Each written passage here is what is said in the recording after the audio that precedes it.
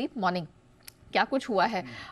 हमारे मार्केट्स में तो हमने काफ़ी प्रेशर देखा। इंटरनेशनल मार्केट से कैसे क्यूज हैं? कमोडिटी मार्केट क्या चल रहा है? तो यूएस डाउनग्रेड ने बाकी ग्लोबल मार्केट का तो असर कर दिया है, बट यूएस में उसका उतना असर नहीं दिख रहा है। अगर आप देखें तो परसों के सेशन में भी हमने देखा गिरावट ऑफ कोर्स आई, बट उतनी बड़ी गिरावट नहीं थी जहां बाकी हमने एशिया, हमारे बाजार या यूरोप के बाजारों में देखी थी। कल तो आप देखें तो एक बहुत ही सीमित दायरे में कारोबार हुआ और बहुत ही मामूली गिरावट आती हुई दिखी। हल्की फुल्की गिरावट है, 0.1-0.2% तक की फॉल आपको आती दिखी। तो कोई ऐसा बड़ा मूवमेंट कल अमेरिकी बाजारों में नहीं था।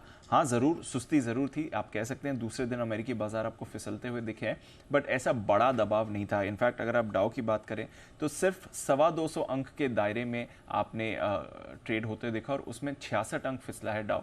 तो बहुत ही सुस्त कारोबार था, बहुत ही रेंज बाउंड एक्शन था। नैस्डैक में भी मामूली सी गिरावट थी, रसल 2000 S&P 500 भी 1/4% नीचे ही थे। तो हल्की फुल्की ही गिरावट आपको आती हुई दिखी।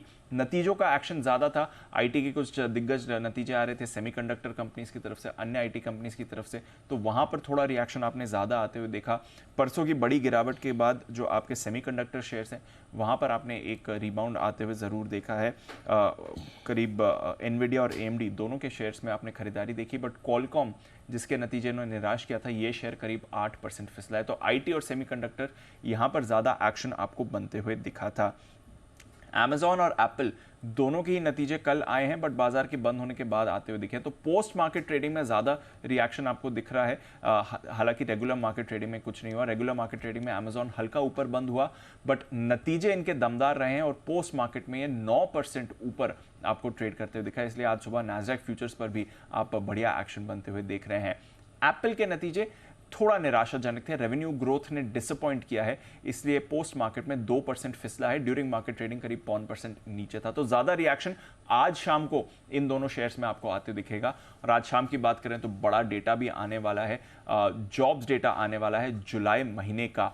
2 लाख नई जॉब्स जुड़ने का अनुमान है। बेरोजगारी 3.6% पर बिना चेंज के रहने का अनुमान है। जो आवरली वेज ग्रोथ होती है वो करीब मंथ ऑन मंथ 0.3% बढ़कर आ सकती है। तो ठीक ठाक जॉब्स डेटा का अनुमान बाजार लगा रहा है, बट देखते हैं इस पर आपको कैसा डेटा आता है और उस पर रिएक्शन कैसा आता है। इसके अलावा अर्निंग्स का सीजन तो फुल फ्लो में चल ही रहा है। S&P 500 की करीब 80% यानी कि 400 कंपनीज नंबर्स अपने पोस्ट कर चुकी हैं और उस 400 में करीब 80% के नंबर्स अनुमान से बेहतर रहे हैं। तो वैसे जो एक्शन है वो ज्यादातर अच्छी तरफ ही रहा है। नतीजों की तरफ से भी पूरा सहारा अमेरिकी बाजार को मिल रहा है। बॉन्ड यील्ड पर रखिएगा नजर, ये काफी तेजी से बढ़कर आपको आती हुई दिख रही है। 4.2% पर 10 साल की बॉन्ड यील्ड आपको पहुंचते हुए दिख रही है। तो ये थोड़ी चिंता की बात हो रही है कि लगातार बॉन्ड यील्ड बढ़ रही है। 9 महीने की ऊंचाई पर अमेरिका की 10 साल की बॉन्ड यील्ड इस समय आपको दिखेगी।